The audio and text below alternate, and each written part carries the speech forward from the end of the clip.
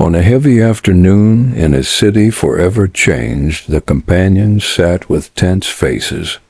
The prophet had just passed away. Silence weighed over Medina. It was a moment no one had ever prepared for. There was no written will, no official structure, no succession plan. Only a community that had lost its guide, and one enormous question lingering in the air. Who will take on this responsibility now? What took place only hours after the prophet's death was not merely a historical narration. It was a decisive moment that would shape the political face of Islam for centuries. A moment that became the foundation for what scholars call the distinctive features of Islamic political theory, a set of political principles not born from abstract philosophy, but from the urgent needs of a community standing at the edge between order and chaos. At that moment, the Ansar gathered at Saqifa Bani Sa'ida to discuss the future of the Ummah. They understood that without leadership, disorder could erupt. But the three Muhajirin, Abu Bakr, Umar, and Ubaydah ibn al-Jarrah, arrived not as rivals for power, but as protectors of unity. In that simple room, one of the most fundamental characteristics of Islamic political theory emerged: the power of consultation, or Shura. Shura is not merely voting. It is not a modern political process, and it is not an empty formality. Shura is a moral and social principle at the heart of Islamic governance. Decisions cannot be made autocratically, cannot be imposed by force, and cannot be reached without involving people of wisdom, experience, and knowledge. When Abu Bakr was finally appointed as the Khalifa, it was not because of family ties, military strength, or personal ambition. It was because the community chose him as the person most deserving of the trust. From this moment, a fundamental idea was born, an idea that shaped the entire structure of Islamic political life. 1. The ultimate source of authority is the community. Exercised through Shura in the political traditions of the ancient world, power was often viewed as the divine right of kings or the privilege of aristocratic lineage. But Islam introduced something radically different. Leadership is a trust, not a birthright, and that trust can only be given by the community itself. Umar ibn al-Khattab stated firmly, "You must punish anyone among you who appoints himself as leader without consulting the Muslims." This statement positioned Shura as both a shield against tyranny and a mechanism of legitimacy. But there is something even more intriguing. Even though Shura is a principle, the technical form of selection was never fixed. This leads us to the second distinctive feature. 2. Institutional flexibility. Within fixed moral boundaries, the four rightly guided caliphs were chosen through four different methods. Abu Bakr through the consultation of Saqifa and a public. Single quotes, A.U.M.A. are nominated by Abu Bakr after consulting the elders, Uthman chosen by a council of 6. Ali appointed through general Bay'ah following political crisis. Yet these differences were not contradictions. They reflected an essential truth. Islam does not dictate a rigid political structure. It dictates moral principles that govern the structure. The administrative shape can adjust to circumstances, but principles cannot be violated. This flexibility was not a weakness, it was a strength. Empires collapsed when their political institutions became too rigid to adapt. Islamic political civilization, however, endured in multiple forms from caliphates to sultanates because its moral principles were strong, while its administrative forms remained adaptable. So what are these moral principles? Here we enter the third feature. 3. Leadership based on integrity, not lineage. A Khalifa had to meet moral and functional criteria: piety, knowledge of the religion, capacity for ijtihad, justice, administrative competence, courage and wisdom, and mental and physical fitness. In most world civilizations, leaders rose through bloodlines or military conquest. But in early Islam, leaders were chosen through merit. Abu Bakr did not appoint his son as successor. Umar refused to include his son Abdullah in the electoral council. Uthman was chosen based on qualification.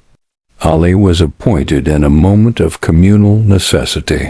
Leadership in Islam was a position of moral responsibility, not biological inheritance. But this raises a critical question. If leaders are chosen for their moral virtues, what happens when they make mistakes? This brings us to the fourth distinctive feature. 4. Obedience to leadership is conditional only as long as the leader remains righteous. In his first sermon as Khalifa, Abu Bakr declared, "Greater than, if I am right, follow me. If I am wrong, correct me. And if I deviate, do not obey me."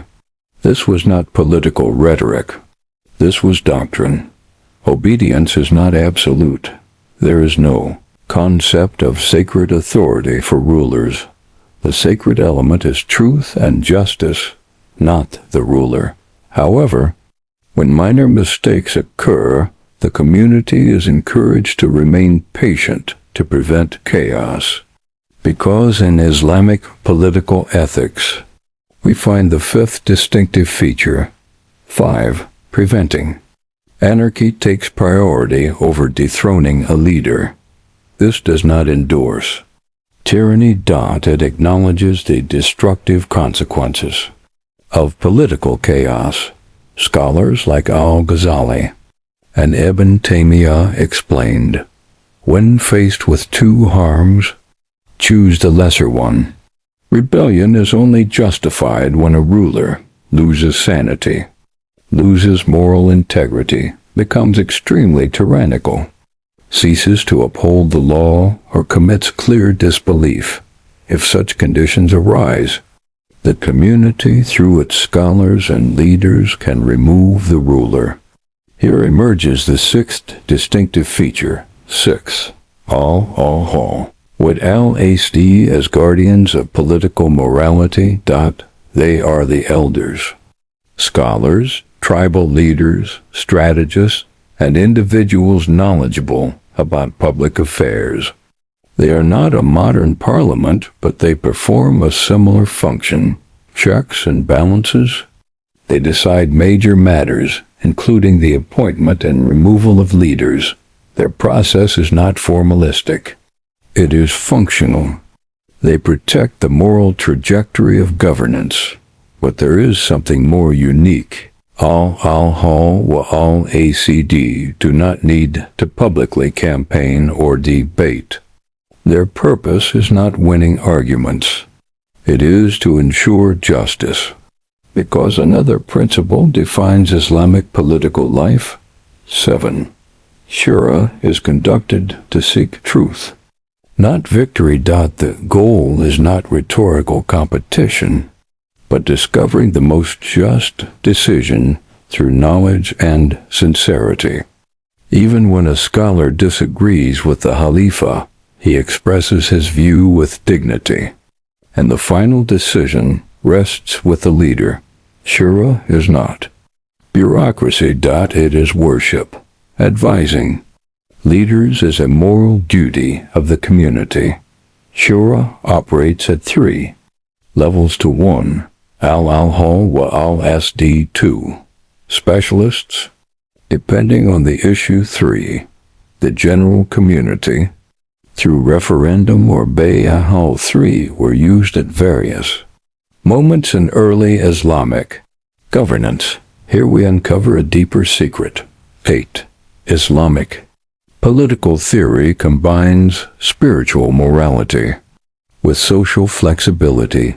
No political system of its time had such balance. Rome collapsed under internal corruption. Persia collapsed under monarchical rigidity.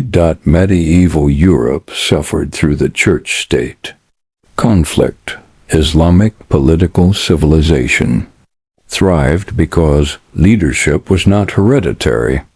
Legitimacy was not military. Rulers were not unchecked. Society was not leaderless. Principles could adapt to time and place. It was a system rooted in justice, trust, amana, stability, consultation, and morally grounded leadership. Finally, we reach the 9th distinctive feature. 9. The Islamic political system is defined not by its governmental form, but by its purpose. The purpose is to establish justice, maintain security, protect legitimate freedoms, uphold the Sharia, preserve public rights, and ensure moral integrity in governance. Thus, the form of government may change, yet the principles remain constant. It does not matter if the leader is called Khalifa, Sultan, or Emir. What matters is whether he fulfills the trust. History shows this vividly. Whenever the moral principles weakened, whenever leadership became dynastic, whenever Shura was abandoned, whenever scholars lost their rule, decline followed. But when principles were upheld, civilization flourished. Islamic political theory is not only a system of governance. It is a mirror of social ethics. Politics is not the art of gaining power, it is the art of managing trust. This is why the theory is distinctive. It places morality above authority. Consultation above competition, flexibility above rigidity, service above dominance, and communal participation above autocracy. Ultimately, the foundation of Islamic political life is not military strength, nor statecraft alone. Its foundation is akhlaq, moral character. As long as that foundation remains intact, as long as Shura is protected, and as long as trust is upheld, Islamic political theory will continue to produce leadership that brings justice, not disorder. This is the essence of the distinctive features of Islamic political theory, in essence born from lived history, and preserved as a timeless moral framework for humanity.